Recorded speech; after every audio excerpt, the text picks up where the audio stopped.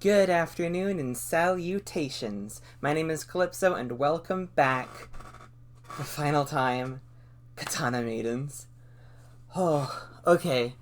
Um, uh, Let me say, if you did watch yesterday's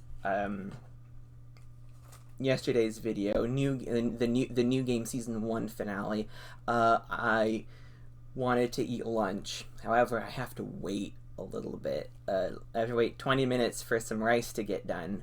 And I don't know how much time I have to actually record, so I'm not going to wait until after I eat. So I'm going to get some recording done, which means I probably will have to stop somewhere in the middle of the reaction. So sorry about that, but probably going to have to. But anyway, yeah, so all right, let's talk about this. Holy shit, what do I want to say? This show really surprised me. I the way it was the way it was recommended to me, it felt like it did not really believe that I was gonna stick with it, or like as if I would enjoy it enough, but it wouldn't really mean a whole lot. Like it was like the first episode, the first episode,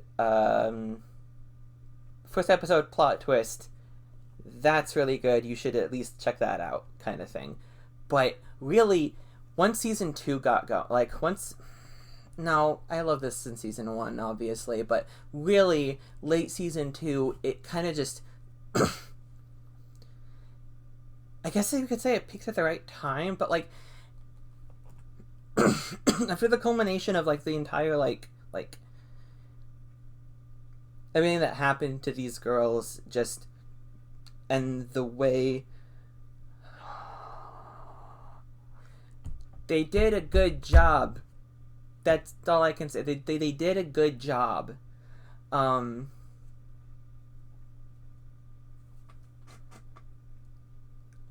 I love everything about this show. It's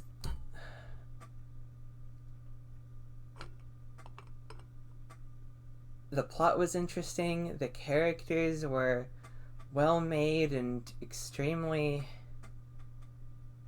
endearing, and the fights were so good. Like there's only so much vi- like okay um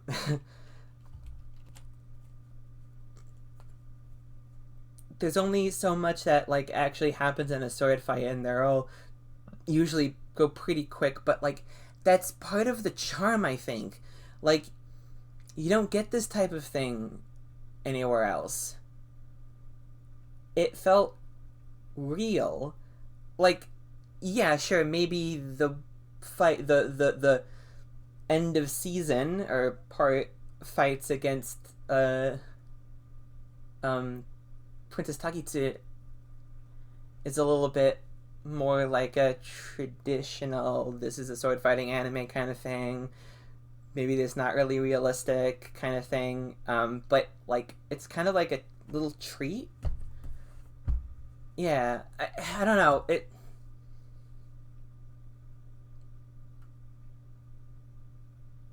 literally it did so much right. I can't believe it made me like Yukina, like actually like Yukina. That's goddamn impressive.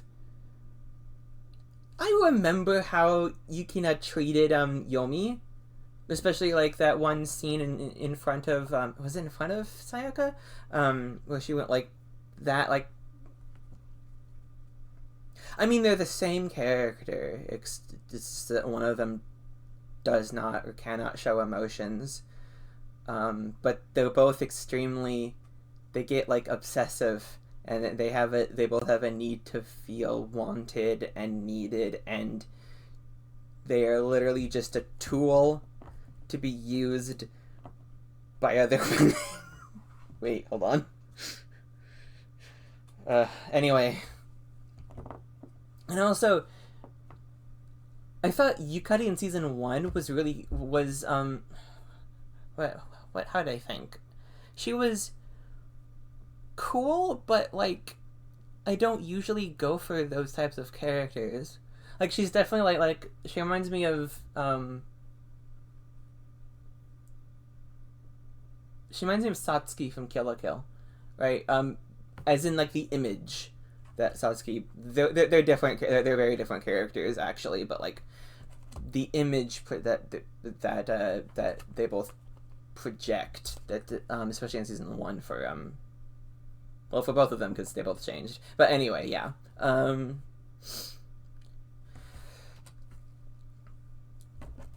season 2 Yukari, when she got back into the when she was let back into the plot, really like caught my attention. I can't really place it, but like she's like,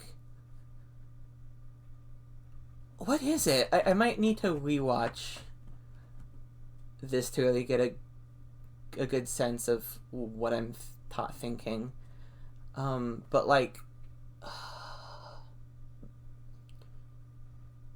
something about her, especially when she was like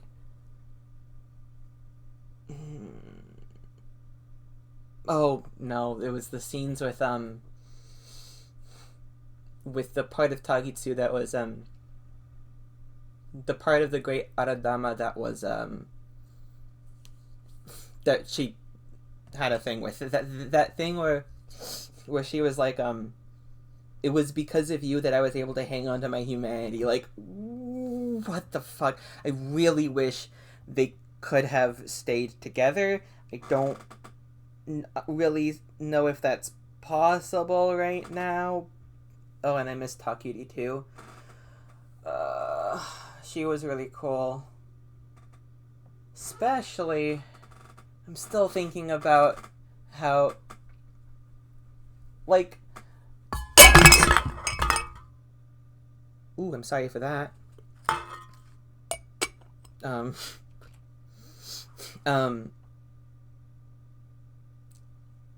now I'm thinking about, Kanami continuing to use sword fighting and dueling and sparring. Oh my goodness, that was a little bit of a tick there. Okay. Where was I? Kanami, sword fighting. Yeah, using that as her way of doing the protagonist, the anime protagonist thing of that we don't have to fight, like when she came out there and just that last episode and just like that's right, that's right, Hiyori-chan, we can save her. Hello? And then it just like completely blindsided Hiyori and me, even though as the audience we should expect this kind of bullshit from Kanami at this point. But it's like, you know, okay, I'm about to say some blasphemy right here. I still think Tachibana Hibiki is the greatest protagonist of anything ever. However, it took a while for Hibiki to realize that you can also punch your feelings into someone. Kanami figured it out like before the series started. So no, they would be best friends. They would absolutely be best friends. Anyway, I really like them. I think Kanami might actually be my favorite character because of her sword, right? Like, okay, I don't fucking know. So this is your sword. Because of the way the character navigates her role as the protagonist, like, or the way the writers use this character to navigate the role of protagonist.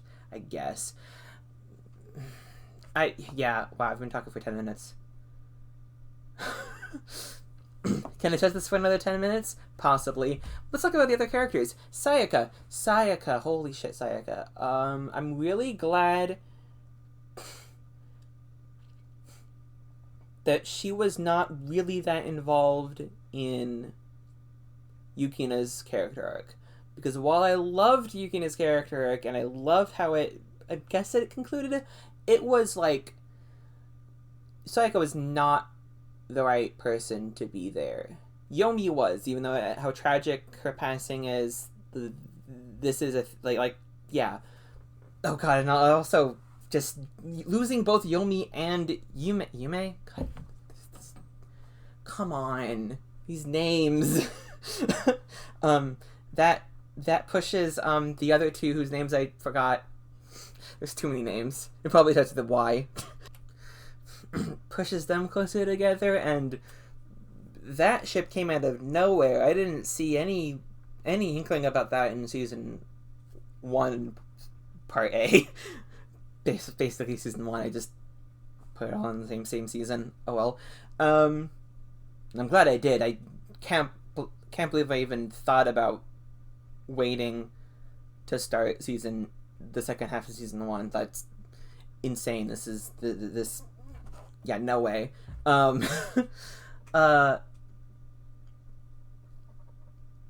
was I talking about? Sayaka, right.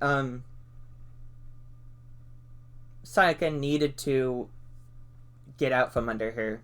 She needed to be with people that respected her, and really her arc kind of ended at season 1. And then she came back and helped out the other girl that was trying to get stronger to be with Kanami, and whose name I also forgot. Ellen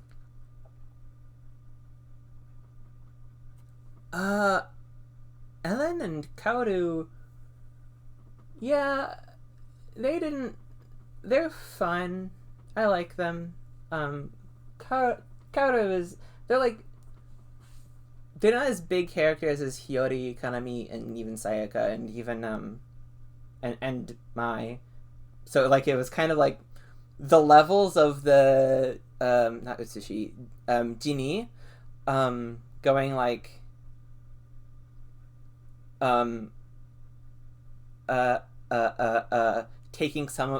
basically taking some of them out based on their relevance to the plot and the narrative, was kind of funny now that I think about it.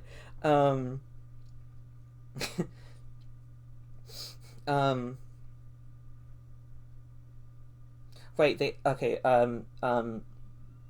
took out Kaoru and Eren, and then they took out Mai, and then they took out Sayaka, and then they took out Kanami, left Hiyori, and then Kanami was like, no, because, well, and then it took out Kanami and left Hiyori because Hiyori seems to have like a destiny of doing this, because it's her birthright, to sacrifice herself, and then she's going to do it, and she's going to accept her fate. And then Kanami comes in because she's the main character and goes, no, but also not really no, but not on your own. Because and like changes the entire perspective of what's going down, even though what's going down seems to not actually change all that much. I see. Problem with saying that though is that I don't actually know what happened, because all I know is that Takitsuhime got stabbed, and then flash of light. I think there's a flash of light, something like that. Wow.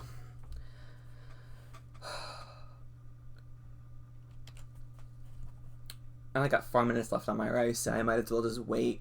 I'm probably just gonna end it here when, and then I'll probably have, anyway, whatever. I'm not gonna be able to wait to actually start the reaction until after I eat, so you're just gonna have to bear with me while I eat lunch while I watch this, because I do not have time to do both. Also, I'm really no, that doesn't matter. Of course, I'm really hungry. Anyway, so right before we hop in, I'd like to thank my patron Mahlehi for supporting the channel. And if you would like to support the channel as well, there are links to Ko-fi and Patreon in the description. All right, let's finish this.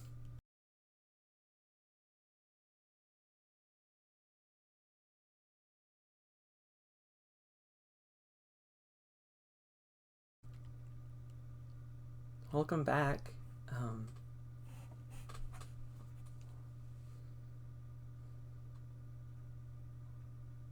I loved it. That was a great finale. It was like more like an epilogue, right? The like climax was last episode, and what a climax it was. They're back. They're all together. There seems to be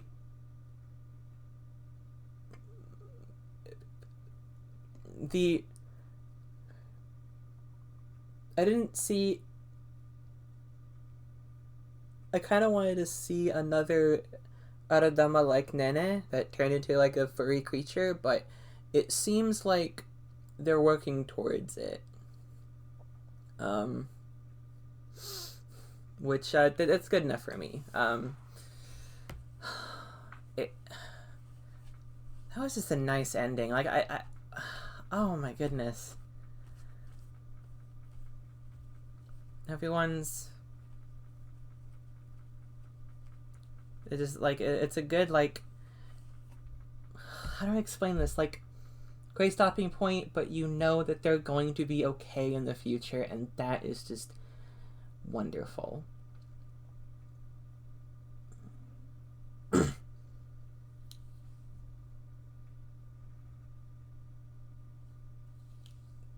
So many girls are gay in this show. I don't know what to add. My intro was like basically said everything I wanted to say. Okay.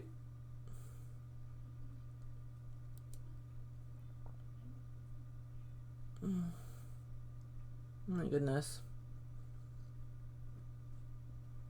I did already say everything I wanted to say. I really liked this finale. I really liked this show, and I will stop at nothing to get everyone I know to watch this because it is amazing.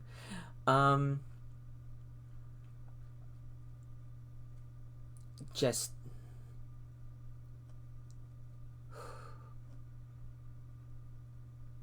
absolutely incredible. I don't know. I really don't know why I gravitated toward this so much. Like,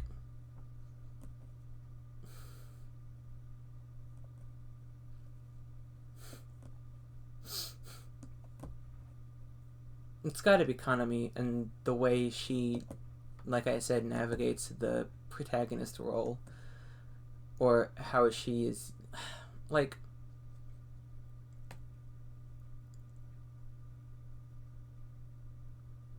Like, saving the villain instead of fighting them is like, yeah, that's an anime protagonist thing. That's a magical girl bullshit thing. But here it's like, I'm not just going to.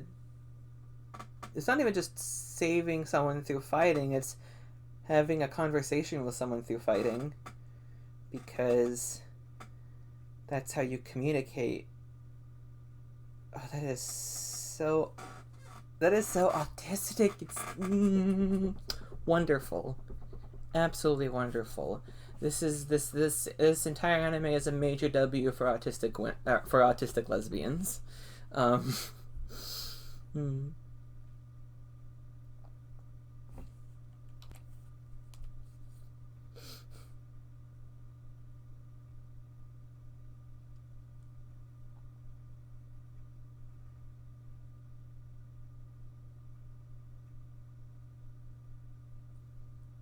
Every second was fantastic.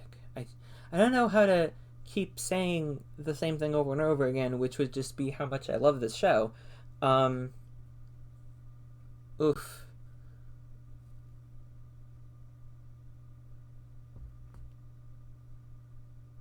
I wonder how much art I can collect now that I've seen all of it. How much art is there? Because like there might be a sizable fandom that I've just never like. I never even had to block Katana Maidens like on any social media because I just never see anything for it. So like that wasn't an issue, so it can't be that active where I am, but maybe it is and I just don't see any overlap. I don't know, but no matter how big it actually is, how active it actually is, it needs to be bigger and more active and more people need to see it. Anyway, yes, that is my mission now. To make everyone watch Katana Maidens. And I hope everyone watching here joins me. So, ooh, tea. Thank you. So that ooh,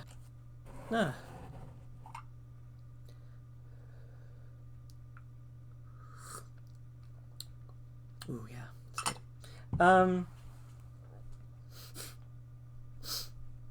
Oh no. Oh no, it's hitting.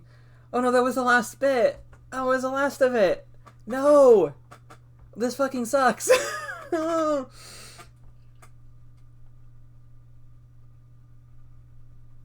No. I remember once I finished Symphogear, I instantly looked for comics. And there was one with Hibiki and Miku in a domestic setting, like they were married, and don't tell anyone, but they were doing some married life shit. You know, if you know what I mean. I really hope I can find some of that with Kanami and Hiyori.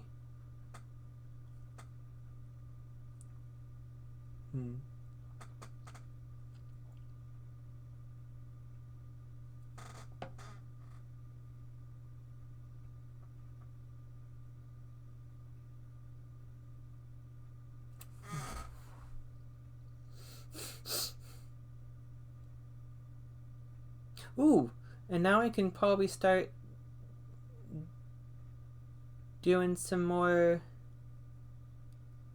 lesbian Sayakas. Let me explain. A bunch of anime I've watched have a character named Sayaka who is gay. 3, in fact, and now 4 with Katana Maiden Sayaka. It's very funny. We got Igarashi Sayaka from Kakagurui. We got Miki Sayaka from Madoka Magica, and we got and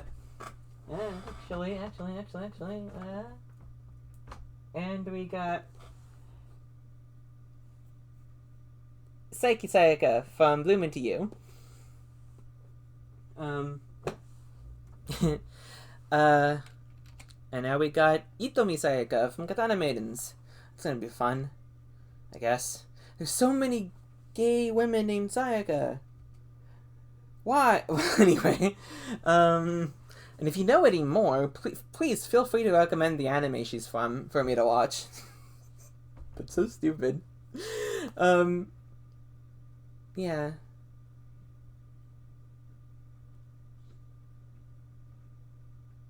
This is a fantastic show. I do not want to stop this recording because I don't want it to be... Oh, I mean, it's already over. I've already seen all of Katana Maidens. But I don't want it to be over. I don't want to sign up for the final time.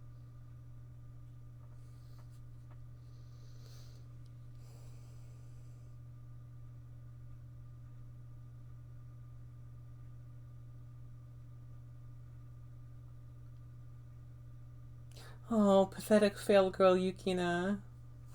Mm. Let's think about the other one, blue-haired girl, or woman, girl, whatever. Um, whose name I forgot because she was only recently relevant into the story. Let's think about her taking care of Yukina.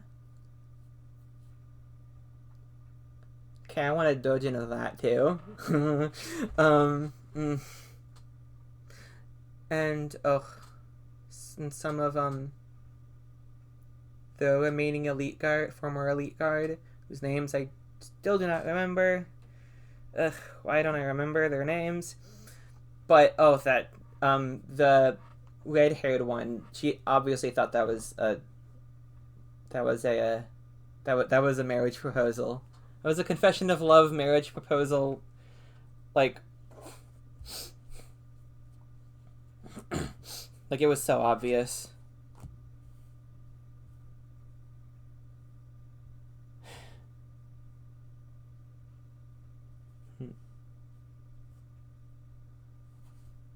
Everyone's in a good place, or at least in a better place than they were when they started, and they're looking towards the future. And I've ran this for 11 minutes. Wow. Okay, I keep talking. They're in a better place, and they're all just gonna keep working to make the world and the relationship between humans and Aradama better, and that's really cool. Also, I'd like to cross my sword with another girl's sword, if you know what I mean. Anyway, thank you so much for watching. I hope you enjoyed, and if you did, leave a like, comment if you have anything to say, and subscribe for more videos. I have a Patreon and a Ko-fi link in the description if you want to support me. And with all that being said, this has been Katana Maidens. I've been Calypso, and I'm signing out. Have a wonderful rest of your day.